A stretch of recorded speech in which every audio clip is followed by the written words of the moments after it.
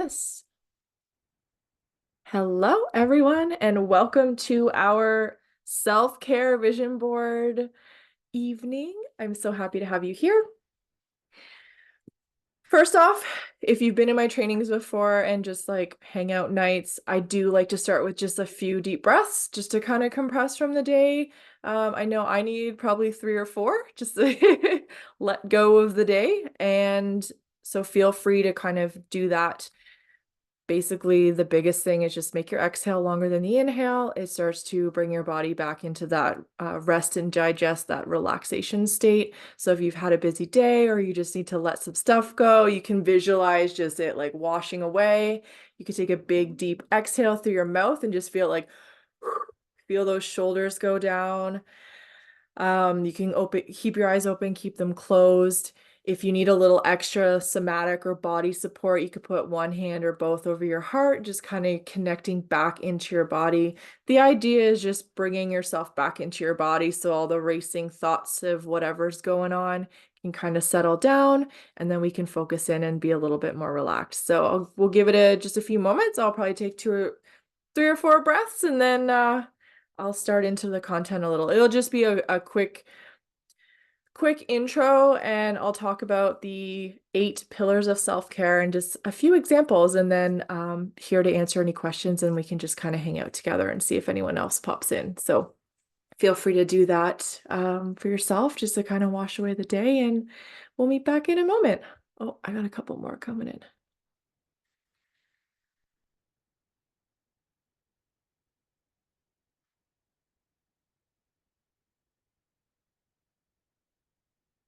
If you need to move your body a little bit, if you feel a little bit of excess energy, you can kind of shrug your shoulders, move your torso, whatever feels good. Just kind of sink back into your body. It'll tell you what it needs to kind of separate from the day.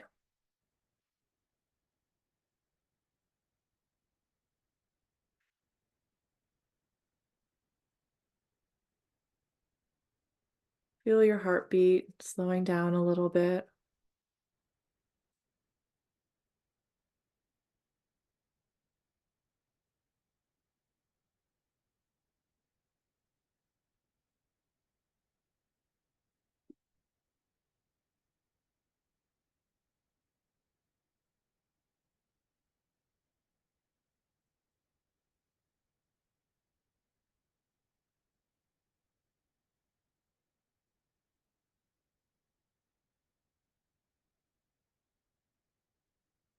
Feel free to keep going if you need a little bit more support. You can, if you feel a little bit, I call it like airy fairy when your head feels just a little bit in the clouds and there's lots of stuff going on. You can just imagine yourself like rooting into the ground, like from your tailbone, roots going into the earth. And like if you really need a good anchor into the earth, imagine it wrapping around like the core of the earth and just really pulling you down, getting you back grounded. Take some deep breaths, and then it'll help you sink back into your body. Okay.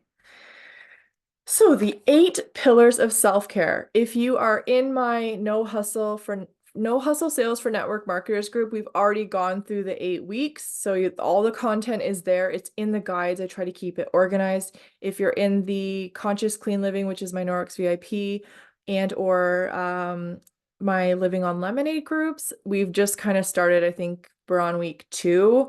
I need to go back and organize those into my guides. I've been a little distracted with a few personal things. So I preach balance. Sometimes the little nitty-gritty putting things in guides just has to wait till the more important things get taken care of. So I will have that organized in the next few days. I'm going to go over the 8 pillars. Now there's more, but I just picked kind of like core ones so we don't get too like off on tangents. The first one is physical. So we have physical self-care, and that's really taking care of our body, taking care of our vessel, right? It can be nutrition, movement, and then even within movement, there's strength training, there's aerobic training, there's flexibility, there's balance. So there's different ways to move our body. And being mindful of the different benefits of those types of movement And really, I think the bottom line when we're picking our self-care routines is we don't have to commit to like a specific thing every day because every day can be different. And especially for the women here who are listening, if we still have a cycle, our energy changes throughout that cycle, right? When we're in different parts of our cycle, we're like super energetic. Other times we just want to stay in bed. So being able to have this tool belt of different practices available to us, we take those moments, we ground in, take a few deep breaths, get into our body. Our body knows exactly what it needs. We don't always take the time to actually quiet and listen to it. We're living up here. So maybe we feel like some stretches, and it doesn't even have to be like a full yoga routine. Literally, there's been times where my hips feel tight and I just roll around my yoga mat or on the floor. Who cares?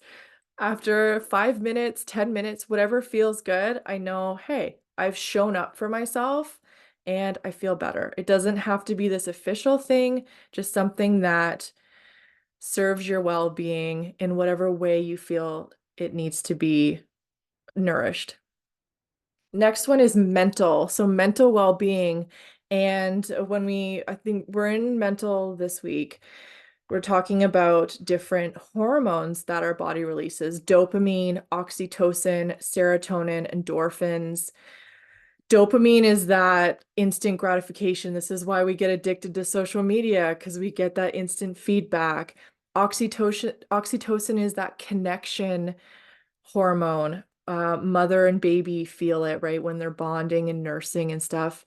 Serotonin helps us with sleeping and mood. And endorphins are those feel-good hormones. If you like run or do some sort of aerobic exercise where you exert yourself and you feel that like euphoric kind of high at the end, that rush, especially if you get your heart rate up, that's endorphins. And there's lots of benefits to it. I'm not going to go into all the details, but you can look up any of those words or just follow along with the self-care weeks, and I dive into them a little bit deeper every day. Also good for mental wellness, having a good sleep routine and what you're doing to prepare yourself for sleep.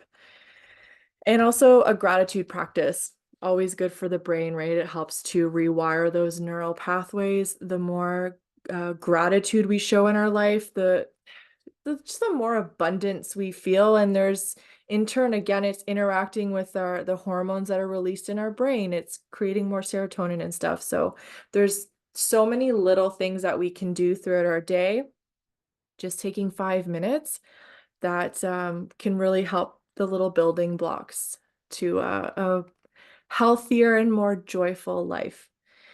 Number 3 is emotional. So again, some of these are kind of big topics. Not going to dive deep into them, but just some keywords here. If you're curious about them, we can talk about it after the recording's finished and we're just hanging out doing our vision boards. Again, there will be more content about it.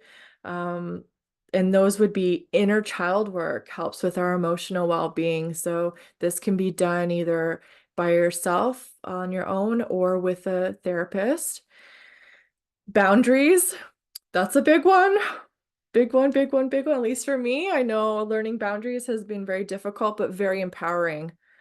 Connection, connecting both with ourselves and what we need and with others, people we feel safe with, people we trust, people we enjoy being around and who light us up.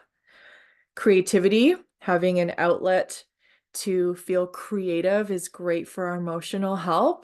It can bring up all kinds of stuff, just to release even. And then two ways to release emotions: laughter and crying. I cannot say enough about crying. Honestly, I will always give 8 million thumbs up to crying. I schedule cry sessions sometimes. I've always been very in tune with my body, and I've always been very emotional too. And I notice when I haven't cried in a while, or I just have a build up of like things that have been going on, because it almost feels like a weight on my chest. I feel it physically, and I notice that I start getting shorter tempered. My fuse is shorter. I noticed that yeah, things that normally would just like roll off my shoulders start to irk me a little bit. And then that's my own personal nudge or like heads up, hey, it's been a while. So I have a list of movies that like will open the floodgates. And when I make time for it, and then I cry my heart out, and usually will wake up with swollen eyes and a headache sometimes, but the release is so worth it. So I will always advocate for crying. There's hormones that are released as well. I think it's oxytocin is released. And crying also stimulates the vagus nerve, which is our highway to our parasympathetic nervous system, which is our rest and digest. So if you ever had a really good cry and you feel like exhausted, but also relaxed after, you just feel like, oh, that was so good. Like I'm exhausted, but it triggers that parasympathetic response in our body that really puts it to relaxation. So there's so many benefits of crying. And the last one for emotional is music. We can connect very, I want to say clearly, that's not the right word I'm looking for, but just like we can really connect with music, whether we need a boost to boost our mood or whether we just want to listen to a sad song and make it trigger some tears and just release it. We can, when we really get to bringing the grounding and the body awareness into our lifestyle, we know in that moment, do I need to turn my frown upside down or do I need to just let it out? What do I need in this moment? So sometimes I'll listen to a funny song, like a good song to just get me pumped and kind of like, turn it around a little bit. And then there's times where I'm like, nah, I just need to cry and just get it out. Number 4 is environmental. So a few examples here would be decluttering, like your literal environment, purging, sorting, donating things. That's been a big theme for me this winter, just going through every single room one at a time. I have a winter to-do list on my wall, and I gave myself all fall and all winter. Again, I'm all about like sustainable supporting your nervous system when you do these things. I gave myself like 5 months, and it's like one room at a time. When it feels complete, I move to the next one. Maybe one day I look at my list and I'm like, I feel like purging, but I'm not ready to tackle a closet. So I'll go through a drawer. And it takes like 10 minutes and I'm like, cool, I can check it off. And I got something done and it didn't overwhelm me. I feel good about it. And then there's weeks where I just didn't do anything. So it's all about what's going on. I know the list is there. It's not going anywhere. And when I feel like working on it, I make sure it feels good. Having a morning and or evening routine or kind of like an ambiance, like if you just feel like you need to, for anyone who might have a meditation or a breathwork practice, maybe you want to light a candle, maybe you want to grab a comfy sweater and bundle, just put it around you, have a blanket across your legs. I like to sit on the floor. I'm sitting on the floor right now on a bolster, and this is how I work on my computer. I do other stuff. I meditate on the floor, and it feels good for me. Sometimes I'll light a candle just to have the smell, and just it changes the vibe of the room, right? So if you need something comforting, how can you create that for yourself? Exploring, getting out and adventuring, having that, again, great for environmental well-being, seeking new opportunities, seeing new places. It could be in your like own backyard. It could be 20 minutes away. What's a little museum that's like you've driven by 8 million times but just never stopped in? Stop in sometime. We've got one up the road, and I didn't grow up in this area, but I'm starting to explore some of those little museums. There's one of like oil heritage. It's like the start of the whole extracting oil and stuff, and just like little things. So I learned things about my surroundings, and it didn't cost a lot of money. I didn't have to take a plane or a train, or I just drove, and it was an afternoon and it was a lot of fun, and it's in my backyard. There's also a friend audit. Just being mindful of the people you're surrounding yourself with and how you feel around them, how you feel about yourself. Are you giving more than you receive? And we don't necessarily give to receive, but we can take inventory of the relationships that we're only giving ever. And how, is that still serving you? And it's not to say you have to cut them out or anything, but maybe redefine the energy and the capacity that you give them. I've had friends where I dropped everything at, the drop of a dime for them. And when I needed a friend, they weren't there. They were nowhere to be seen. So they're still in my life, but the priority and the way that I interact with them and I guess the proximity that they have to me is different now. I prioritize the people who we have a supportive, symbiotic relationship, right? We feed off each other, we support each other. So that can be very helpful for your environmental health, especially if you're feeling isolated, or just like you've been giving, and your cup's dry. Social media purge or detox. You could go on a break from social media. You can go through your friend list or your followers on Instagram, who you're following. If there's accounts that just really don't make you feel good, you could unfollow them at least for a time or just mute them. It's simple as that. And I've always advocated for this, taking yourself on a solo date. It's so empowering. I can't say enough about it. Do something that makes you feel uncomfortable, because when you go do it, especially something that is safe, you're not in any real danger, but it feels really uncomfortable. A lot of people are terrified of like going out to dinner by themselves or going to a movie by themselves. I can tell you, when you do it and you walk out by yourself, it's just like, I did that.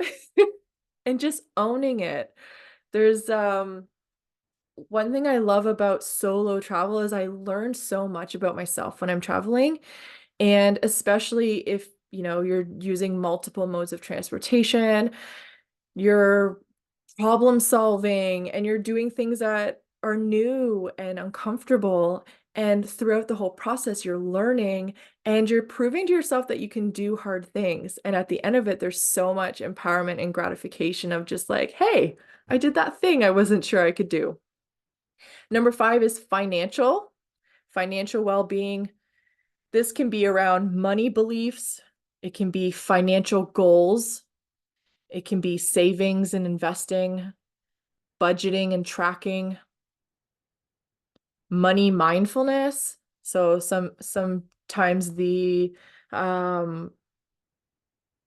getting in tune and exploring some of the subconscious beliefs that we can have around money that we don't necessarily pick up on, but if we really start to get curious about why things aren't working, we can probably find a belief under there that's kind of like blocking us from getting over it. Money, and also money related learning. So essentially just you could use YouTube, you can read books, just learning about different things money related, investing and such. Number 6 is social wellness. Some of these are kind of transferable. So I have here for social wellness, connection. You could write a letter. Who has a pen pal here or remembers having a pen pal? And how fun was that just to get like a handwritten letter in the mail? It could be a card. My middle sister lives out west. She writes a little card to my grandma, who's 100, every single week. Because my grandma is not great on the phone anymore. Sometimes she just doesn't hear or process really well. And my sister only gets home a couple times a year. So every single week. And half the time she told me, she's like, I don't really know what to say, but she just sends this little loving message. And my grandma always shows people, she's like, look at my letter from Becky. And it's just those little things. It's keeping connection with the people that we're apart from in a really fun way. Because I mean, getting a letter in the mail is so much better than bills. So it's nice to get that little break, right? So who can you establish with a connection with and be pen pals? Also, social gatherings. So now that we have been able to gather in person for a while, that's always really fun. And building community. That can be in person, that can be online. If you're a business owner and you have an online community, how can you create community and connection within that online community? Are you creating learning events with them? Are you playing games? Whatever speaks to you that feels fun, that gets people interacting and feeling like they belong. The biggest compliment when you have a community is when someone, especially if they vocalize like this feels like a safe space. I love being in here. Then it's like you know that they're your people because you're providing value, you're being yourself, you're saying the things you want to say, and people are getting something from it. Number 7 is recreational. So I wrote down here scavenger hunt, all kinds of just like basically like hobbies and downtime and extra time. This can be reading, board games, puzzles, again by yourself or interacting with others, cooking your favorite meal. That's always awesome, or getting takeout from your favorite place, spending time in nature. And that can look like so many different things. Couple of my favorites, stargazing and cloud watching. So fun. And it's just, it gives you, for one, especially if you're laying on the ground, you're connecting back with the earth. You're getting like literally grounded and just you're able to just connect with something that's not all the racing thoughts, right? You're just kind of focusing in, you're bringing yourself directly into the present moment. And whether you're alone or with someone, it can just be such a fun and I call them like a heart hug experience. It just feels warm and fuzzy. And then hobbies, of course, which is such a wide range. Number 8, last but not least, spiritual self-care, spiritual wellness. This can look like journaling if you need to dive deeper with how you're feeling. If you're feeling emotional and you need to get it out, you can put it on paper. If you feel like it's something you need to release, write it out and then burn it. It's such a good feeling. I've done it a few times. Say the things you need to say. If you have a broken relationship or you've stepped away from something that's toxic to you, or you don't have the opportunity to tie up the loose ends with this person, it's wonderful to write them a letter, say what you need to say, and then burn it. There's like a visual representation there. Like it's just, I highly recommend it. Self-discovery, some of the personal development, just getting curious about why we do things and if it's still serving us. And is this a behavior that I learned? Like, who did I learn this from? If it comes from childhood, and being able to kind of work through that stuff.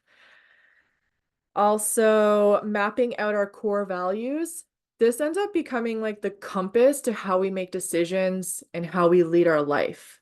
If some of our core values are family and being in connection with our loved ones and being present, and we get an opportunity that would jeopardize those things, we have those core values, we have to be mindful of them, and then we have to take pause and go, am I willing to sacrifice my family time for this activity or whatever it is?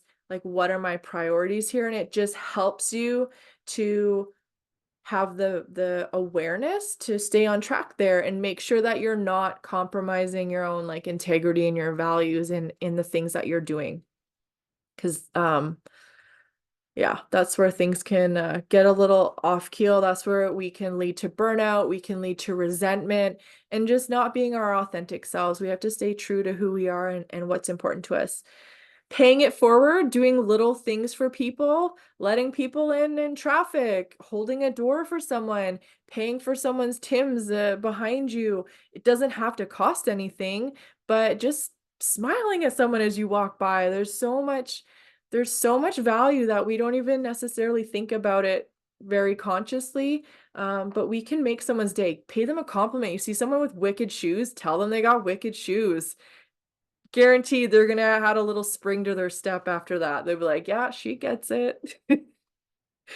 And a couple a couple more: yoga and meditation, of course, especially if you feel spiritual and you have religion can tie in as well, but having that deeper devotion to things and getting quiet so that you can connect in. And then the last one I have is connecting with a higher power, whatever that looks like for you. The other thing I wanted to say, which is a little bit like a little off left field, but still relevant. Tonight's a new moon. I don't know if anyone follows the moon phases. You don't have to be woo to do it. Essentially, the bottom line when I look at the moon phases and stuff, it is an opportunity, and a lot of calendars will say when the new moon and the full moon are, right? So it's literally like you don't have to have any special tracker. Sometimes just the calendar on your wall says when the moon is full. The symbolism behind a new moon is we can't see the moon, right? It's dark. So if you are the type of person that likes to set intentions, or you're going towards like goals and you want to keep track of your progress with them, you can literally use the moon phases. So the with the new moon, it's like planting seeds. You're planting your intentions. It's dark. The seeds are under the soil. They haven't developed yet. You've literally just sown them into the soil. So what are your intentions? It could be for the next 28 days. That's the moon phase. And it can be a check-in along the way towards a longer, like a farther out goal. It's just a way to check in with what your intentions and goals are for the year or for however long.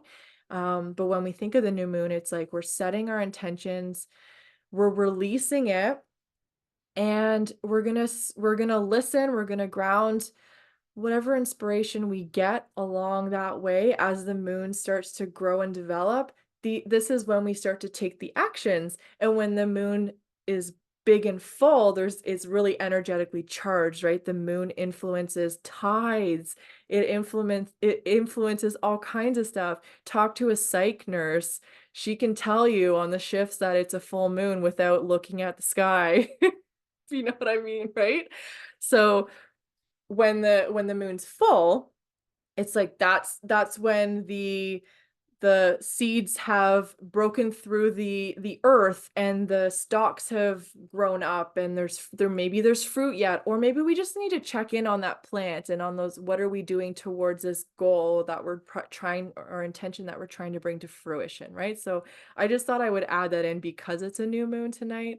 If that's something that interests you, feel free to just look at it and see if there's a way that it could